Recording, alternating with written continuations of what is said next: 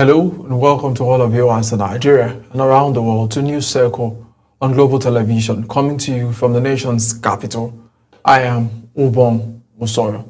A quick reminder, Global Television is on DSTV channels 365 and Star Times channel 276. Professor George Amopitom has pledged to conduct a comprehensive audit of the Independent National Electoral Commission (INEC), focusing particularly on the logistics used during the 2023 general elections.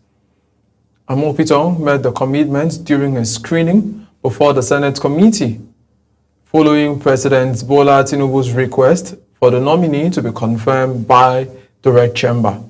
He said the review would help identify the Commission's operational challenges and provide practical solutions in collaboration with relevant stakeholders. Global Television will bring you details later. The Senate has further suspended further consideration of a bill seeking to repeal the Electoral Act 2022 and enact a new Electoral Act 2025, following concerns that lawmakers needed more time for wider consultations and a deeper understanding of its provision. The decision came after the Senate leader Opeyemi Bamidele moved a motion to stand down deliberations, which was seconded by Minority Leader Senator Abba Moro. Bamidele said it is not appropriate time for the upper chamber to proceed into an executive session on such a far-reaching bill. President Bola Tinubu says Nigeria has no justification for being poor, stating that the nation's abundant mineral wealth and talented citizens should translate into prosperity.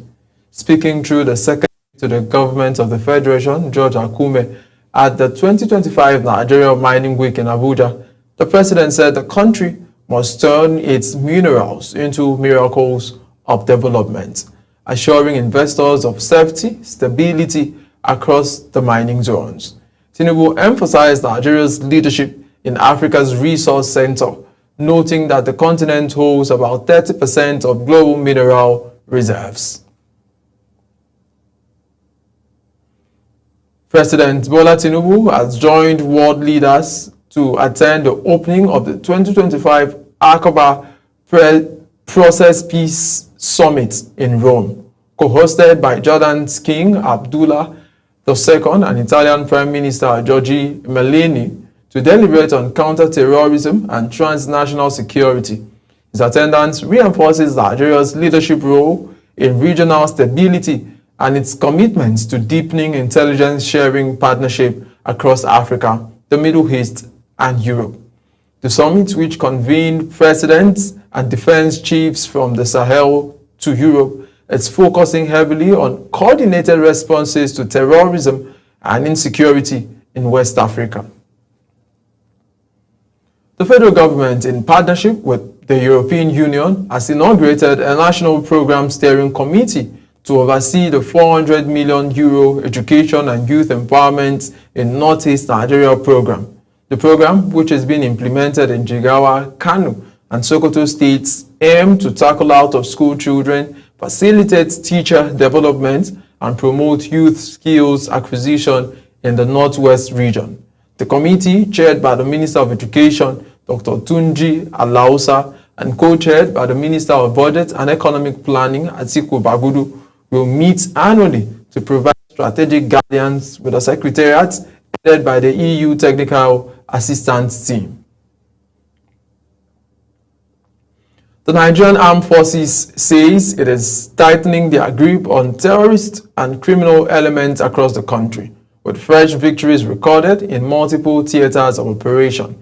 The Director of Defense Media Operations, Major General Marcus Kinge, disclosed this while briefing journalists on the current security situation. Defense correspondent Kika Lomo Okere has details. The Director of Defense Media Operations, Major General Marcus Kinge, says the ongoing nationwide operations are yielding remarkable results, neutralizing terrorists, dismantling criminal networks, and reclaiming communities from the grip of insecurity. It reveals that in the northeast, troops of Operation Adenkai maintained heavy pressure on Boko Haram and ISWAP fighters across Borno, Adamawa, and Yobe states. Our troops eliminated several terrorists and arrested their informants and logistics suppliers. They also recovered some weapons and dismantled terrorist networks. Their efforts paved ways for the safe return of displaced persons and unimpeded farming activities.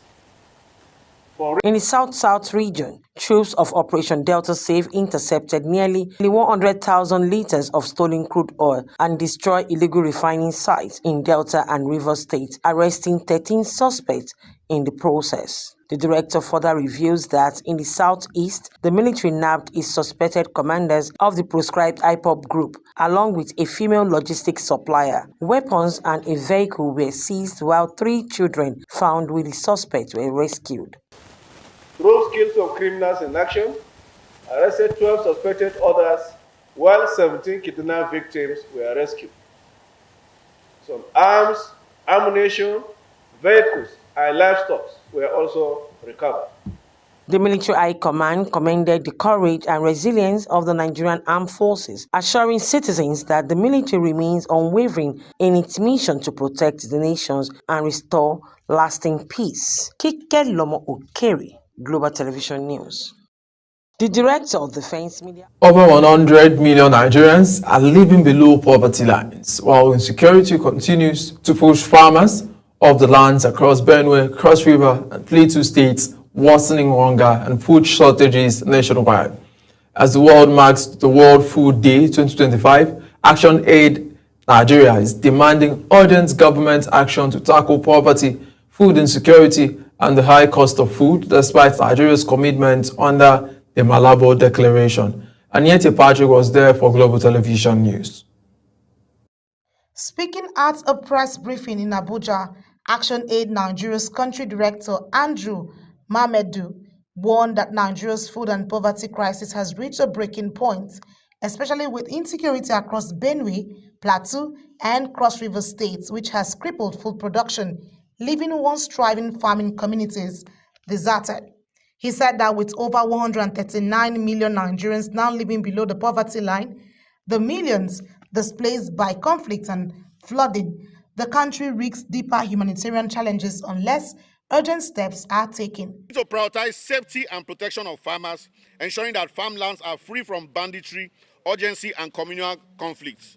We need to allocate at least 10% of national budget at the national level, at the federal level, at the state level. We need to allocate at least 10% due to as a result of the Maputo Declaration, which we are signatory of.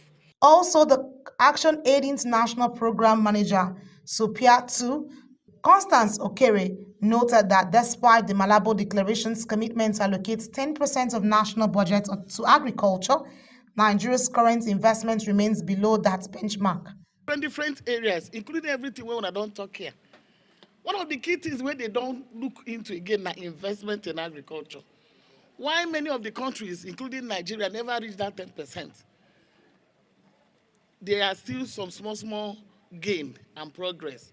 But we still, they say, as una talk, they could not do as una talk. The 2025 food inflation rate stands at 21.87%. It continues to push the prices of basic food items beyond the reach of ordinary Nigerians. Farmers stress that poverty and hunger are inseparable, calling for strengthened social protection and increased support for smallholder farmers, especially women and youth. As a farmer from the community, we are really faced with a lot of challenges that we who do the production cannot really say if there is increase in production, because some of our farmlands is not in use.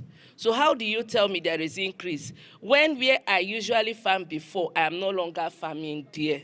As Nigeria joins the rest of the world to mark World Food Day, the message from Action Aid is clear. Ending hunger begins with protecting farmers, investing in people, and ensuring every Nigerian can afford a decent meal. Aniete Patrick, reporting for Global TV News. As Nigeria joins the rest of the world to mark Breast Cancer Awareness Month, the chairman of the Oncology and Cancer Committee of the Nigerian Medical Association, Dr. Adamu Al-Azan Umar, has urged the federal government to expand the scope of the National Cancer Health Fund to cover all hospitals across the country. Global Television's health correspondent Zara Nazeh has the rest of the story. The call comes as breast cancer continues to be the most common cancer among women globally, a disease characterized by the abnormal growth of breast tissue that can spread to other parts of the body if not detected early. The World Health Organization warns of a projected 40% rise in new cancer cases by 2050, with low and middle-income countries like Nigeria expected to bear the heaviest burden.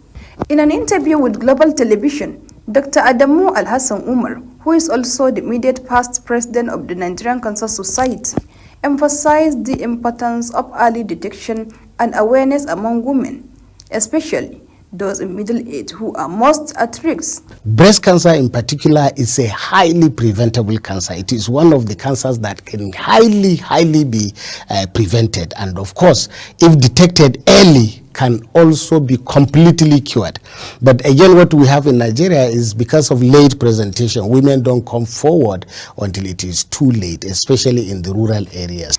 Dr. Umar also appealed to the federal government to fully implement the National Health Insurance Act and allocate more funding to cancer intervention programs to improve access to treatment across the country. Ensure that there is full implementation of the National Health Act, Health Insurance Act, making health insurance cover compulsory on all Nigerians. No Nigerian should be an exception.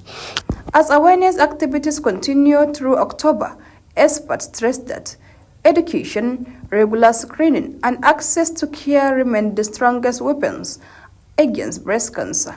Zahra Nasr, reporting for Global TV News.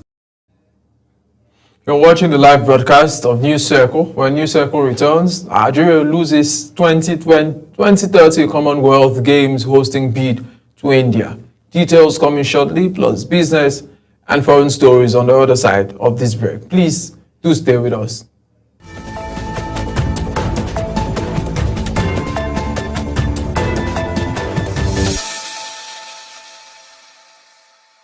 In business, the House of Representatives has resolved to launch a comprehensive investigation into alleged violations of local content, tax, and community development laws by oil and gas companies operating in Imo State.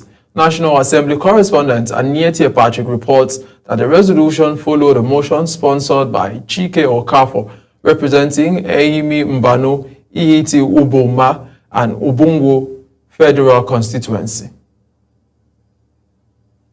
The National Agricultural Land Development Authority has launched a nationwide greenhouse farming initiative designed to boost vegetable production and create jobs for young Nigerians. Executive Secretary of the agency, Engineer Colenius Adebayo, said the initiative is aimed at reducing the country's dependence on seasonal vegetables, farming, and stabilize prices across major cities. Aniete Patrick reports. According to the Executive Secretary, National Agricultural Land Development Authority, Engineer Colenius Adebayo, the project is aimed at transforming Nigeria's vegetable production system. Adebayo noted that each unit will be managed by trained young farmers who will operate as independent agripreneurs under NALDA's supervision. You see, government is not in the business of business. We're in the business of creating the enabling environment for businesses to thrive. So we want to look, and we have a lot of our youth around not engaged. These are sort of the initiatives that they can use to engage our youth. I'm sure if one person has two of these net houses, he probably wouldn't have known where he would find the sort of resources to do this. But the government has put it forward and said, look, come and thrive, come and do your business. Beyond youth engagement, women farmers are also being targeted through open field vegetable farms. Each federal constituency will get at least 10 hectares of land where 100 women will cultivate tomatoes, pepper, and leafy vegetables with full government support. Adebayo says the program, which is not a loan scheme, is meant to create an enabling environment for agribusiness to thrive. The idea of this greenhouses is to make vegetable available closer to the people, and you see that strategically we've put one in Giri because we understand the Abuja market is one of the biggest markets for this. Lagos, we've put one in Shagamu. You have across the Lagos axis, you have the Shagamu Ekpe cluster, where we're also supporting other greenhouse owners around Shagamu and Ekpe and that area to also increase their capacity. With the Abuja greenhouse farm expected to go fully operational by December 2025, Nalda says it hopes to make fresh vegetables available year-round, reduce post-harvest losses, and cut costs for consumers across Nigeria. Anie T. Patrick, reporting for Global TV. Every year, about this time, farmers across the 44 local government areas in Kano State through into the Dakata markets to trade in sweet potatoes. Global Television Idris Jibin reports that like many other farm produce, this year the prices of sweet potatoes have reduced significantly. On the foreign scene, the World Health Organization has made a sounding alarm about the cholera outbreak that began in the middle of last year continues to claim lives across Sudan. The Federal Ministry of Health earlier reported 120,496 cases and 3,368 deaths nationwide. The World Health Organization warned that at 2.8%, the fatality rate is nearly 3 times the emergency threshold. Huge crowds have gathered across Kenya as the body of revered opposition leader Raila Odinga was repatriated from India, forcing authorities to suspend flights and change memorial plans. As a large number of mourners gathered at the Jomo Kenyatta International Airport to greet the coffin, the Civil Aviation Authority announced that it had temporarily suspended operations to restore order and ensure safety. The body was initially taken to the parliament, but with supporters swarming and clambering up the gate, the authorities decided to relocate the coffin to Kashani Stadium. And now to sports. India's city of Ahmedabad has been chosen ahead of Abuja, Nigeria, to host the 2030 Commonwealth Games, marking the event's centenary edition. Commonwealth Sports said the recommendation will be ratified in November, citing Ahmedabad's strong infrastructure, including the 132,000 capacity Narendra Modi Stadium. It is the second time Abuja has lost the hosting rights after missing out on the 2014 Games, while India will stage the event for the second time since Delhi 2010.